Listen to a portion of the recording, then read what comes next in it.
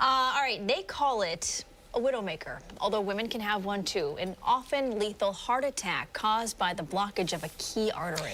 A local man is a recent survivor, and that heart of his is now filled with gratitude.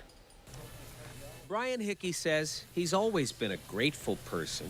He's even thankful for what happened to him on March 11th. I thank God for the experience I went through, because I think it's changing the way I look at life in a good way. Hickey was with buddies for their regular game of paddle tennis at the Country Club of Rochester. He was playing pretty poorly. Were you mad at him? I was a little bit upset about it because we generally can beat these two guys. But something was wrong. Brian Hickey was complaining of heartburn. We asked him where the heartburn was, and he kind of pointed to his over here. I was sitting in the paddle hut with my friends Googling symptoms of heart attack. The three of us kept saying, Brian, just go get it checked. The decision was made to drive Brian to get medical care. I think that he really started feeling different.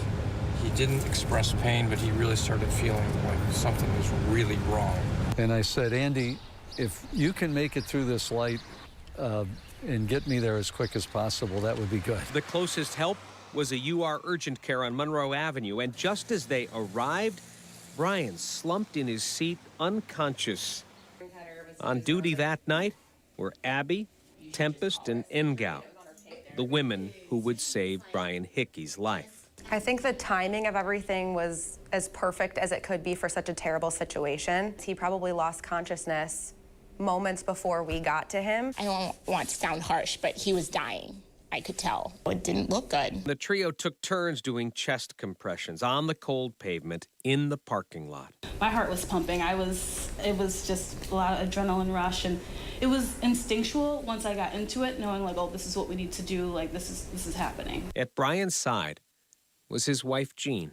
When I got there, they were doing CPR on him in the parking lot. I started hearing shouting, and it was Jean screaming for Brian and telling him, you know, please come back. I thank God for those 3 women. A Pittsford ambulance crew continued chest compressions on the ride to the hospital.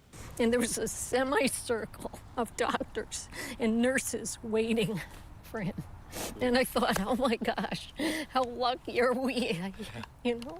Dr. Chris Cove led the team that cleared the blockage and put a stent in Brian Hickey's heart.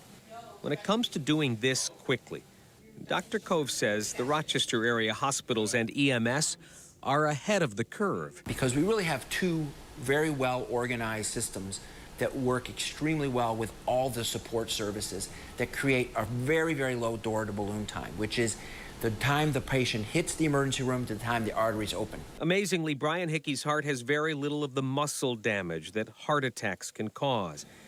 Getting help right away is vital. If you think it's a heart attack, that's enough. Dial 911. A footnote, earlier this month, Brian and Jean Hickey said thanks in person to the urgent care staff who made sure that March 11th wasn't going to be his last day. To see him so full of life coming in to thank us was like, wow, like this is who you are and this is what we did for you. For the nurses at urgent care, I put together a list of people who would have been devastated to lose Brian. And keeping Brian alive, they helped all of us. I am told I had a lot of CPR, more than normal, like 30+ minutes. And they didn't give up.